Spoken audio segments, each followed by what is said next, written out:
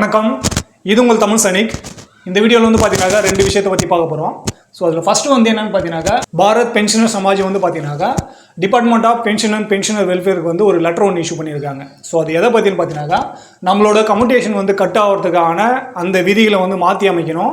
அதே போல் பார்த்தீங்கன்னாக்கா, நீங்கள் வந்து விதிகளை வந்து பழைய ரூல்ஸ் அண்ட் ரெகுலேஷன் வச்சுருக்கிறதுனால எவ்வளோ வந்து இப்போ வர பென்ஷனருக்கு எவ்வளோ வந்து நஷ்டம் அடையுது அதை பற்றின விரிவான லெட்டர் வந்து கொடுத்துருக்காங்க. ஸோ இந்த லெட்டரோட லிங்க் வந்து நான் கீழே கொடுக்குறேன். நீங்கள் வந்து டவுன்லோட் பண்ணிவிட்டு இன்னுமே வந்து விளக்கமாக நீங்கள் வந்து படித்து பார்த்துக்கலாம். ஸோ எது வந்து முக்கியமாக இருக்கோ அந்த பாயிண்ட் வந்து நான் உங்களுக்கு வந்து எடுத்து வந்திருக்கேன். ஸோ அதில் ஃபஸ்ட்டு வந்து என்னென்னு பார்த்தீங்கன்னாக்கா, அவுடேட்டடாக பேராமீட்டர்ஸ். ஸோ 2008 இவங்க கொண்டு வந்த அந்த பேராமீட்டர் படி, அவங்களோட ரூல்ஸ் அண்ட் ரெகுலேஷன் படி பார்த்தீங்கன்னாக்கா, அன்றைக்கி காலகட்டத்தில் இருக்கிற மாதிரி 8% கிட்ட வந்து அவங்க வந்து இன்ட்ரெஸ்ட் போட்டிருக்காங்க. ஸோ அதே மாதிரி இப்போ வந்து இன்றைக்கி காலகட்டத்தில் இருக்கிற விலைவாசி ஏற்றத்துக்கு தகுந்தாப்பில் இது வந்து இன்ட்ரெஸ்ட் ரேட் வந்து ரொம்ப அதிகமாக இருக்குது அப்படின்னு சொல்லிட்டு மென்ஷன் பண்ணிவிட்டு அதை வந்து சேஞ்ச் பண்ணணும் அப்படின்னு சொல்லிட்டு சொல்லியிருக்காங்க அவுடேட்டட் பேராமீட்டர்ஸில்.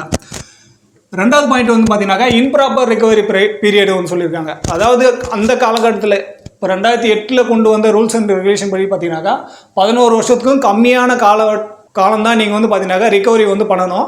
ஆனால் இங்கே வந்து பார்த்தீங்கன்னாக்கா நம்மளுக்கு 15 வருஷம் வந்து ரிகவரி பண்ணிட்டு இருக்காங்க. ஸோ அதனால் அதிகப்படியான தொகை வந்து பார்த்தீங்கன்னாக்கா பென்ஷனர்கிட்ட வந்து கவர்மெண்ட்டுக்கு வந்து போகுது. ஸோ அது வந்து இந்த ரிகவரி பீரியடை வந்து பார்த்தீங்கன்னாக்கா கம்மி பண்ணணும். நீங்கள் வந்து பழைய ரூல்ஸ்லேயே இருக்கிறதுனால இவ்வளோ வந்து நஷ்டம் அடையுது அப்படின்னு சொல்லிட்டு சொல்லியிருக்காங்க.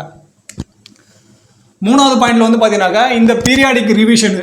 ஸோ இது வந்து பார்த்தீங்கன்னாக்கா, இந்த பேராமீட்டர்ஸை ஒரு 5 வருஷத்துக்கு ஒரு முறை நீங்கள் வந்து சேஞ்ச் பண்ணும்போது பார்த்தீங்கன்னாக்கா, இந்த மாதிரி லாஸ் வந்து பென்ஷனருக்கு ஏற்படுற லாஸ் வந்து பார்த்தீங்கன்னாக்கா தவிர்க்கலாம் அப்படின்னு இங்கே வந்து மென்ஷன் பண்ணியிருக்காங்க. ஸோ அடுத்த பாயிண்ட் என்னென்னு பார்த்தீங்கன்னாக்கா, கேல்குலேஷனு. ஸோ இங்கே வந்து 2008 8% தான் இன்ட்ரெஸ்ட் வந்து போட்ட மாதிரி, இப்போ வந்து பார்த்தீங்கன்னாக்கா அது கிட்டத்தட்ட 16.5% கிட்ட வந்து இன்ட்ரெஸ்ட் ரேட் வந்து அதிகமாக இருக்குது. ஏன்னா இங்கே வந்து 15 வருஷம் கட் ஆகும்போது நம்மளுக்கு 16.5% வந்து அதோட இன்ட்ரெஸ்ட் ரேட் வந்து கிட்டத்தட்ட வருது அப்படின்னு சொல்லிட்டு இந்த கேல்குலேஷன் மெத்தடையும் வந்து சொல்லியிருக்காங்க. அடுத்து வந்து பார்த்தீங்கன்னாக்கா, ரேஷியோஷன் ஆஃப் அந்த கம்யூட்டேட் போர்ஷன் வந்து பார்த்தீங்கன்னாக்கா 15 வருஷத்துலேருந்து 12 வருஷமாக குறைக்கணும் அப்படின்னு சொல்லிட்டு சொல்லியிருக்காங்க. ஏன்னா இங்கே வந்து நம்மளுக்கு 11 வருஷத்துக்கு குறைவான காலகட்டத்தில் கட் பண்ணும்போது தான் இந்த ரூல்ஸ் படி நம்மளுக்கு வந்து கரெக்டான அமௌண்ட் வந்து போகுது. ஸோ அதனால் நீங்கள் 15 வருஷம் வந்து அந்த போர்ஷன் வந்து நீங்கள் கம்யூட்டேட் பண்ணுறத வந்து 12 வருஷமாக கம்மி பண்ணணும் அப்படின்னு சொல்லிட்டு சொல்லியிருக்காங்க. ஸோ நிறைய பேர் வந்து 12 வருஷமாக வந்து கம்மி ஆகிடுச்சு அப்படின்னு சொல்லிட்டு சொல்லியிருக்கீங்க. 12 வருஷமாக வந்து இன்னும் கம்மி ஆகலை, அதோட ப்ராசஸ் வந்து போயிட்டுருக்கு. இன்னும் வந்து அது அதிகாரப்பூர்வமான ஆஃபீஸ் மெமோண்டமோ இல்லை ஏதோ லெட்டரோ வந்து இன்னும் இஷ்யூ ஆகலை. ஸோ இஷ்யூ ஆகும்போது நம்ம அப்டேட் பண்ணலாம். ஸோ இந்த 2008 இது கொண்டு வந்தபடியே பார்த்தீங்கன்னாக்கா, நம்மளோட சிஏ பில்லுமே பார்த்தீங்கன்னாக்கா 2013 என்ன ரூல்ஸ் வந்து என்ன அமௌண்ட் வந்து நிர்ணயிச்சாங்களோ அதுதான் வந்து இன்னைக்கு டேட்டுமே பென்ஷனருக்கு வந்து கிடச்சிட்ருக்கு. ஸோ அதனை பற்றி தான் பார்த்தீங்கன்னாக்கா 12,500 நம்ம இப்போ ஆஃப்டர் பென்ஷனுக்கு அப்புறம் நம்ம கிளைம் பண்ணுற சிஏ பில்லுக்கான தொகையை வந்து கொடுத்துட்ருக்காங்க. ரெண்டாவது பாயிண்ட் என்னன்னு பார்த்தீங்கன்னாக்கா, சிஏ பற்றி தான். ஸோ இந்த சிஏவில் வந்து பார்த்தீங்கன்னாக்கா 50% டிஏ ரீச் ஆனதுனால அலோன்சஸ் எல்லாம் அதிகமாக இருக்குது. ஸோ அந்த அலோன்சஸில் இதுவுமே ஒன்று. ஸோ இதில் பழைய அமௌண்ட்லேருந்து புதிய அமௌண்ட் வந்து பார்த்தீங்கன்னாக்கா சிஏ பில்லுக்கான தொகை வந்து பார்த்தீங்கன்னாக்கா 2,250 ரூபாயிலேருந்து பார்த்தீங்கன்னாக்கா 2,812 ரூபா 50 பைசா வந்து அதிகம் பண்ணியிருக்காங்க. ஸோ இது மூலயமா மாதத்துக்கு 27,000 வாங்கிட்டு இருந்தவங்கலாம் இப்போ 33,750 ரூபா வந்து நீங்கள் பர் இயருக்கான தொகை வந்து வாங்கலாம். இது வந்து ஒரு மாதத்துக்கான தொகை. அடுத்து வந்து பார்த்தீங்கன்னாக்கா ஹாஸ்டல் சப்சிடி.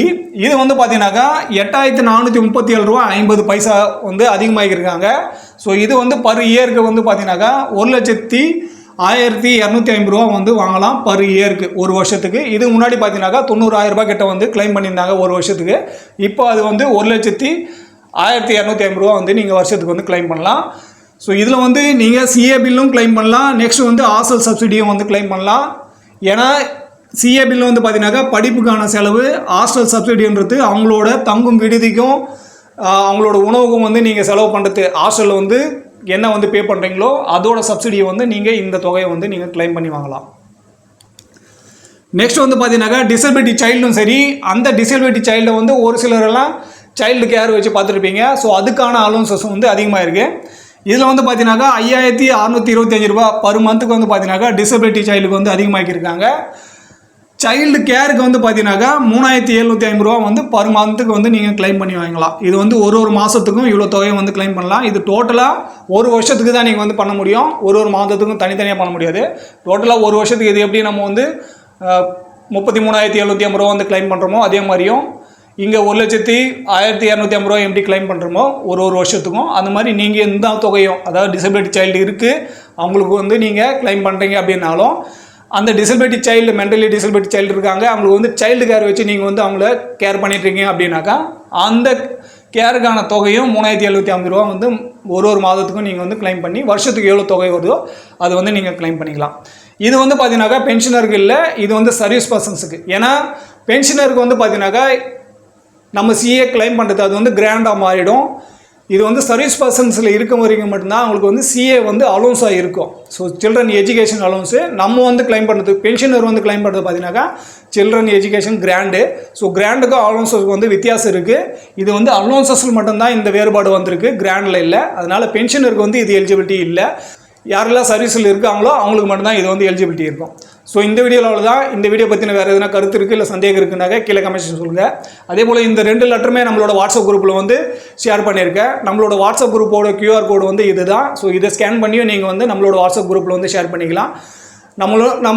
நம்ம வீடியோவில் சொல்ல எல்லா டாக்குமெண்ட்டுமே பார்த்தீங்கன்னாக்கா நம்மளோட வாட்ஸ்அப் குரூப்பில் வந்து ஷேர் பண்ணுவோம். என்ன டாக்குமெண்ட் தேவையோ அதை வந்து நீங்கள் அங்கேருந்து வந்து எடுத்துக்கலாம்.